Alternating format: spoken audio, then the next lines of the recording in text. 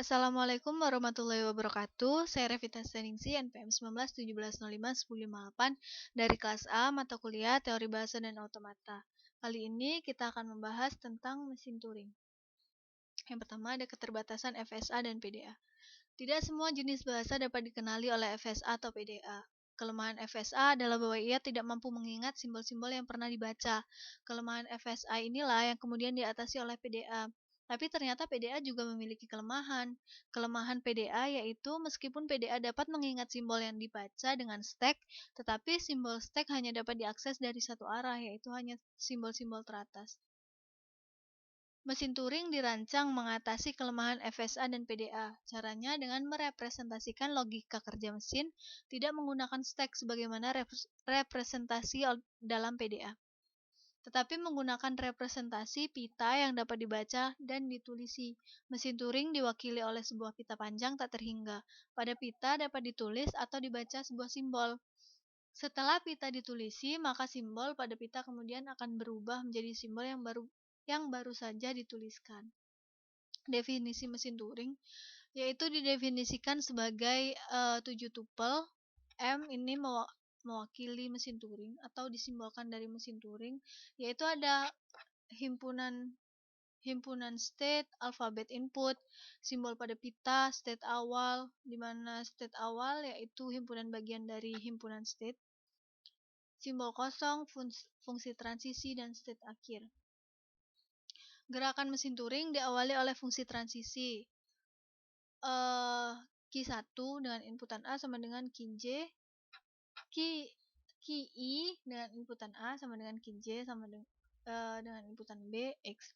Mesin kedudukan QI membaca simbol masukan A. Gerakan mesin berubah ke status QJ, menulis B, dan posisi baca atau tulis bergerak X berupa R sama dengan gerakan ke kanan atau L gerak ke kiri.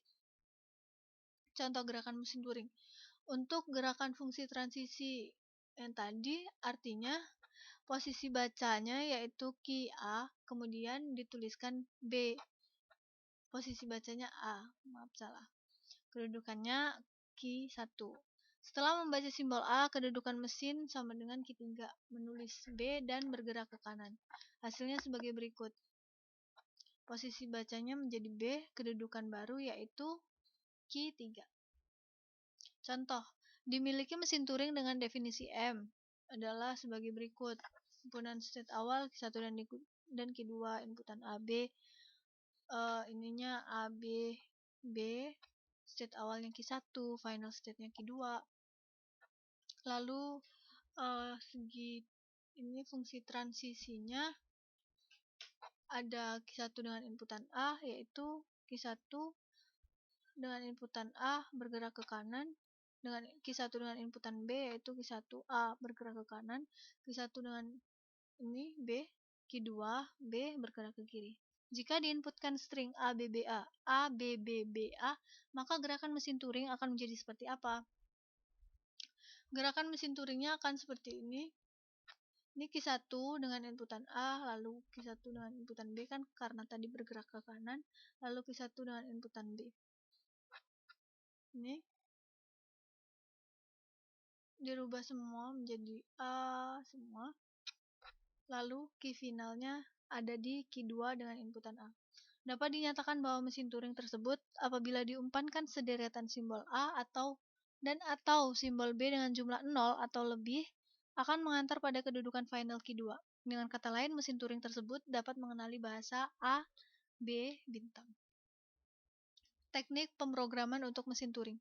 Cara kerja mesin Turing adalah ekivalen dengan cara komputer digital sekarang, juga ekivalen dengan problema komputasi matematika. Sebagai input dari mesin Turing adalah kata atau untai atas suatu alfabet telah berhenti dengan keadaan menerima atau menolak untai atau string. Mesin Turing menggunakan notasi seperti ID-ID pada PDA untuk menyatakan konfigurasi dari komputasinya. Mesin terdiri dari sebuah finite control yang dapat berada dalam sebuah himpunan berhingga dari state. Terdapat sebuah tape yang dibagi ke dalam kotak-kotak atau sel-sel. Setiap sel dapat menampung sebuah sebuah dari sejumlah berhingga dari simbol. Pada awalnya input yang merupakan string dari simbol yang dengan panjang berhingga dipilih dari input alfabet, ditempatkan pada tape. Sel-sel tape yang lain perluasan secara infinite ke kiri dan ke kanan pada awalnya menampung simbol khusus yang dinamakan blank. Blank bukan sebuah input simbol dan mungkin terdapat simbol tape yang lain di samping input simbol dan blank. Terdapat sebuah tape head atau kepala tape yang selalu ditempatkan pada salah satu dari sel-sel tape. Mesin Turing dikatakan men-scan sel tersebut. Pada awalnya tape head berada pada sel paling kiri yang menampung input. Mesin Turing non-deterministik. Pada mesin Turing deterministik, fungsi transisi memiliki nilai tunggal, sedangkan pada mesin Turing non-deterministik, untuk pasangan status dan simbol tertentu mungkin dijumpai lebih dari satu aksi. Mesin Turing non-deterministik MN atau disingkat MN dapat disimulasikan oleh sebuah mesin Turing deterministik MD atau ini singkatan dari mesin Turing deterministik. Dengan pemikirannya untuk setiap state untuk setiap status dan simbol pita non-deterministik mungkin memiliki lebih dari satu aksi yang banyaknya berhingga. Misalkan, pilihan aksi ini diberi nomor 1, 2, 3 sampai K. Dengan penomoran ini, rangkaian aksi mesin Turing dapat dinyatakan sebagai rangkaian bilangan dari 1 sampai K. Untuk mensimulasikan mesin Turing non-deterministik, mesin Turing deterministik menggunakan 3 pita. Pita pertama menyimpan input yang diolah mesin Turing non-deterministik. Pita kedua digunakan untuk menyimpan rangkaian bilangan 1 sampai dengan K yang dibangkitkan secara teratur. Rangkaian ini akan dihasilkan dengan urutan mulai dari rangkaian terpendek yang terdiri dari satu simbol, dua simbol, dan seterusnya. Untuk setiap urutan bilangan yang terdapat pada pita kedua, mesin Turing deterministik akan mensimulasikan perilaku mesin Turing non-deterministik secara deterministik, yaitu menggunakan nomor aksi yang sudah dibangkitkan pada pita kedua. Dengan demikian, jika mesin Turing non-deterministik menerima rangkaian simbol masukan, haruslah ada sebuah rangkaian aksi yang menerimanya.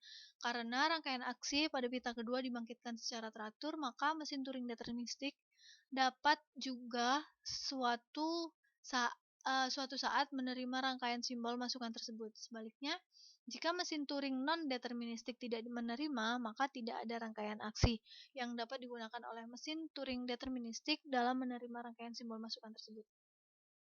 Sebuah mesin Turing terdiri atas barisan sel tersusun berupa pita yang dapat bergerak maju mundur.